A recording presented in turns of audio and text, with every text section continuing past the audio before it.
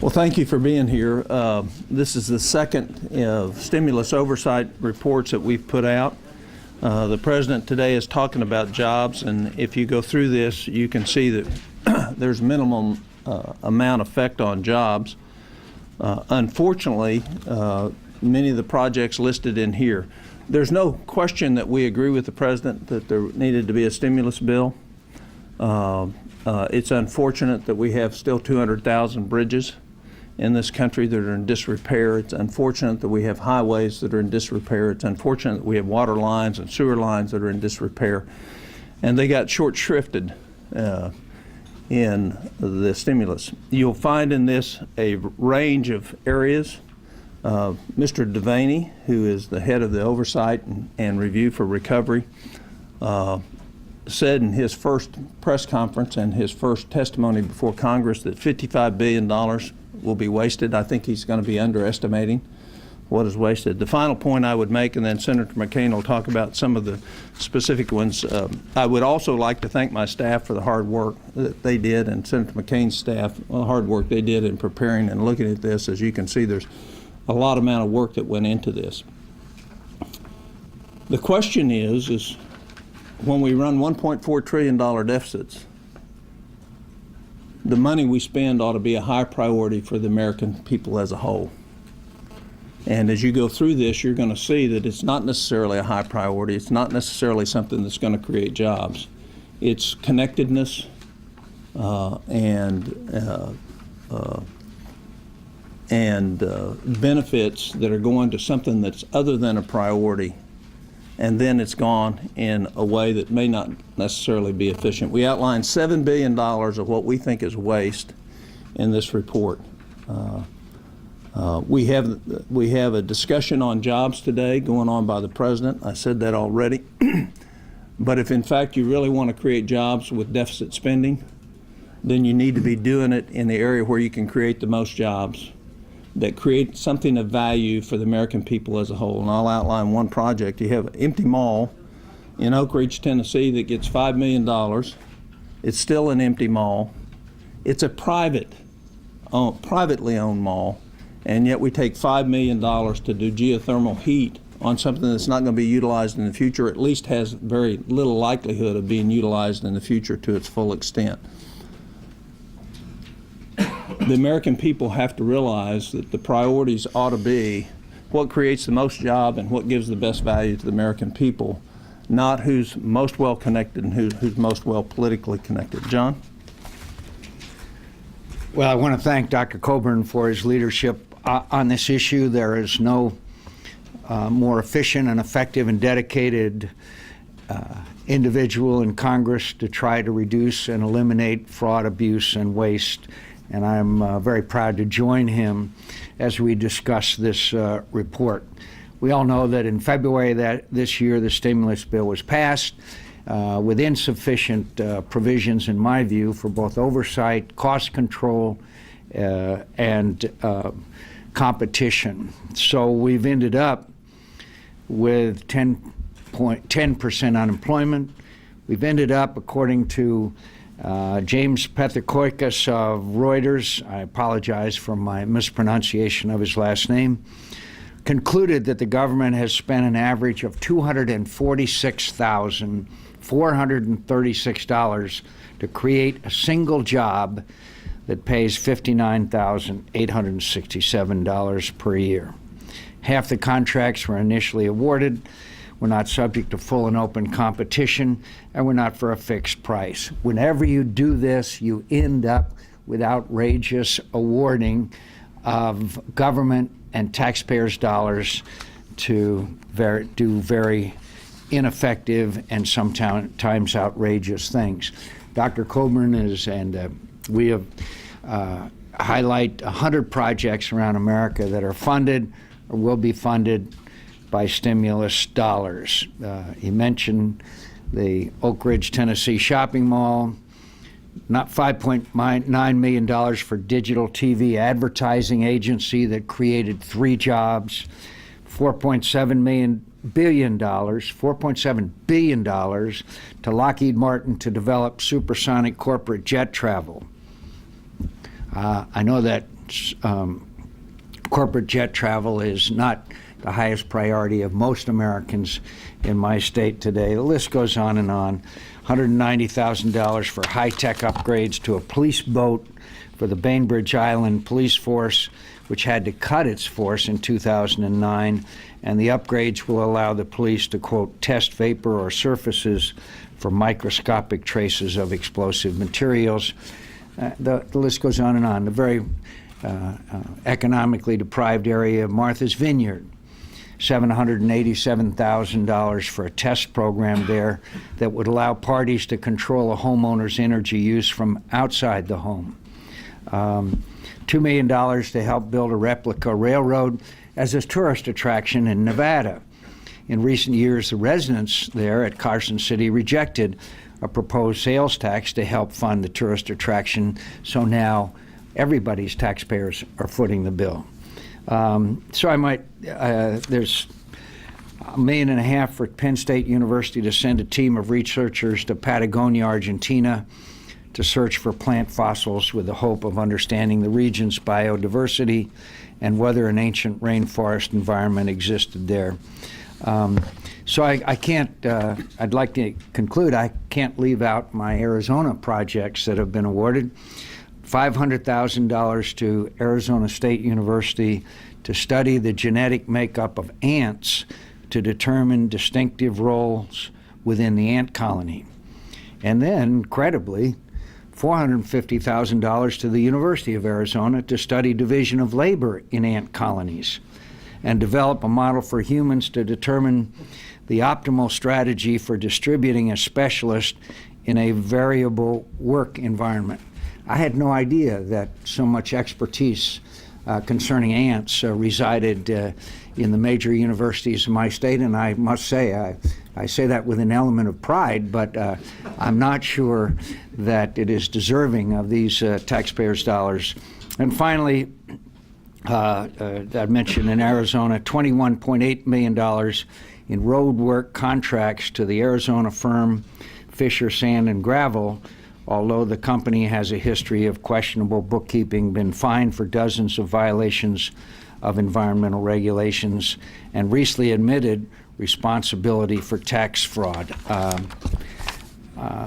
Whenever you're dealing with these huge amounts of money, it requires the closest kind of supervision. I think it's pretty clear that billions and billions and billions, as much as 50 already, have been spent on projects that don't create jobs. That's really, really bad news for America's taxpayers, especially in my state as well as across America. In my state, real unemployment is 17%. We rank second in homes underwater as far as home loan mortgages being less of value than the mortgage payments, and serious economic problems, and we're going to spend money on ants. Any questions for us? Yes, sir. When you did a report back a few months ago, your first set of 100 projects, what was the reaction to that? Did you have any back and forth with the administration over that? Did you know, were any of those projects canceled because of your program? I can't. Our staff has looked at it. Of course, a lot of those had not gotten out of the box, and so many of them were changed. We held this report today because we didn't want it to go directly to the administration before we had a time to release it, which it did last time because we trusted the press to not do that. I'm sure there'll be some negative reactions. I'm sure we're not 100% accurate, but I'll bet you we're 99.9% accurate.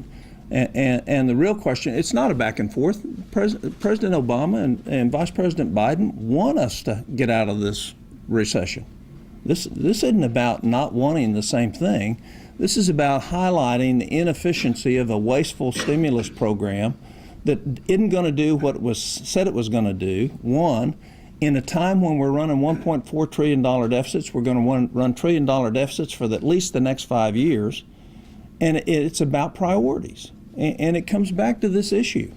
When the American people read this report, anybody that's got an hourly job or a salary job working anywhere, and they're going to say, what are those guys thinking of? And they're right. And we're talking about putting this same kind of control on health care that we're doing in relationship to spending $887 billion, $787 billion on a stimulus. And quite frankly, we're inefficient, we're ineffective, and that's why we needed a stimulus bill that was more directed to real jobs, real assets, real value. Senator McCain offered an alternative. It got all the Republican votes and didn't get any of the other side of the aisle vote. But the difference would have been a heck of a lot more creation of jobs, competitive bidding on everything, and sure, there would be some waste, but not near to the extent we've already seen. $217 billion of this money's out the door, and at least 15% of it's pure waste. And there's another large portion of it that can't be associated with any priority that the American people think is just. So I think there's real conditions that need to be set, and we need to change, and we need to make sure that the rest of this money is spent in a way that it says we're going to do the thing that gives us the best asset, with the best creation of jobs, with the best value, competitively bid every time.